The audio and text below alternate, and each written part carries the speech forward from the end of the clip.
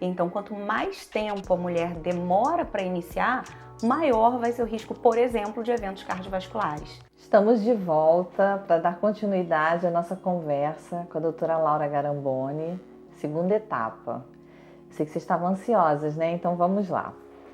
Doutora Laura, qual o melhor momento para o tratamento da menopausa? O melhor momento ideal seria que a gente já conseguisse repor quando a gente sentisse os primeiros sintomas, mas não é isso que acontece. Então, o melhor momento é o mais breve possível, tá? Assim que a mulher consegue fechar esse diagnóstico ou quando os sintomas começam realmente a ficar mais expressivos. A gente tem uma janela de oportunidade. Então, uma mulher que entrou na menopausa esse ano e estava muito bem, não tinha nenhum sintoma, ela tem até 10 anos para começar a reposição. Esse tempo era menor. Esse tempo era de 1 ano, depois passou para 5, 6 e agora 10 anos. A Sociedade Americana já autoriza até 10 anos de início da menopausa, do climatério, você começar uma reposição. Só que isso a gente precisa medir muitos riscos. Quanto mais tarde o início do tratamento, mais riscos a mulher tem.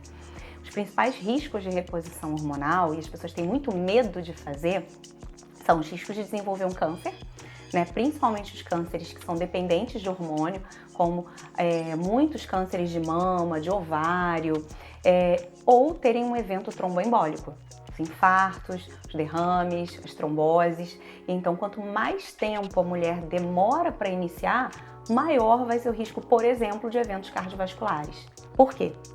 A reposição hormonal, o tratamento com o hormônio para a gente dar uma boa qualidade de vida, ele também ajuda a melhorar a parte cardiovascular. A gente nota quando a mulher entra na menopausa uma alteração do perfil lipídico. Então, a gente nota um aumento de colesterol ruim, o LDL, uma diminuição do colesterol bom e muitas mulheres ficam hipertensas e começam a ter alterações.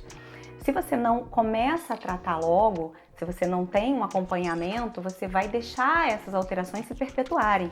E a gente começa a ter maior risco de aterosclerose e vão começar a impactar as artérias, a gordura começa a impactar nas artérias e começa a ter o risco muito maior de você ter um evento cardiovascular.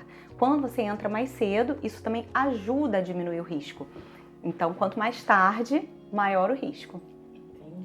Com relação ao uso de anticoncepcional na menopausa, que muitas mulheres acreditam que deva ser esse o caminho, o que você pode falar pra gente sobre isso? Então, não é tratamento para menopausa. Na verdade, eu estou falando tratamento para menopausa, mas a gente não trata. A menopausa não é uma doença, né? Mas não é uma reposição hormonal adequada ao uso da pílula anticoncepcional.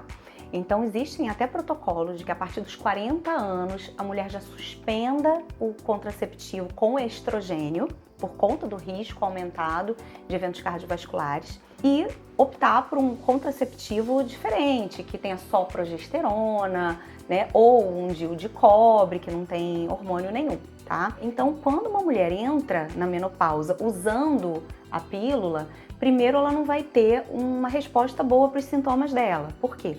Os calores, a perda de massa óssea, ela vai continuar, que ela não é uma dosagem adequada para uma suplementação que a mulher precisa na menopausa. Então, ficar usando simplesmente para regularizar o ciclo não é o mais adequado. Então, é bom que seja feita uma avaliação, que esse contraceptivo com estrogênio seja retirado e a gente comece a tratar adequadamente, repor adequadamente, escolher um hormônio melhor para aquela fase da vida da mulher. Quem tem mioma e a questão da endometriose pode fazer terapia de reposição hormonal? Qual o melhor tratamento? Pode fazer sim, tá? Antes se acreditava nisso. Não, eu tenho miomas, então eu não posso fazer reposição hormonal. A endometriose também é uma questão. São coisas diferentes, tá? Tem gente que não entende a diferença, mas são patologias completamente diferentes, tá? Rapidinho, o mioma, ele é uma nodulação no útero que não tem relação nenhuma com câncer. Muitas mulheres antigamente retiravam tudo, tiravam o útero, tudo, porque tinham lá os miomas e tinham sangramentos volumosos. A endometriose, ela não tem nada a ver com mioma, são focos de tecido endometrial, que é aquele que sangra na menstruação, que se implantam fora do útero. Qual é o problema? Ambos podem ser nutridos pelo estrogênio. Então, quando você entra na menopausa, a tendência é os miomas diminuírem um pouco de tamanho ou cessarem o crescimento. E a endometriose, esses focos não têm estrogênio mais para nutrir, então eles começam a regredir, ficam pequenininhos e eles acabam gerando uma fibrose naquele lugar, né? Uma aderência, uma fibrose. Qual é o problema?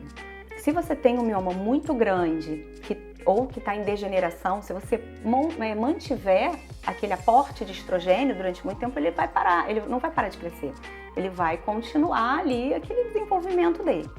A endometriose ainda é mais problemático, porque você está nutrindo aqueles focos e você pode continuar tendo uma pelve inflamada, pode continuar tendo dores, e a endometriose ela tende a progredir. Ela pode comprometer intestino, ureter, bexiga. Então é importante, se você tem miomas ou uma endometriose profunda que está em evolução, converse com o médico para saber qual vai ser o melhor momento de você entrar com a reposição.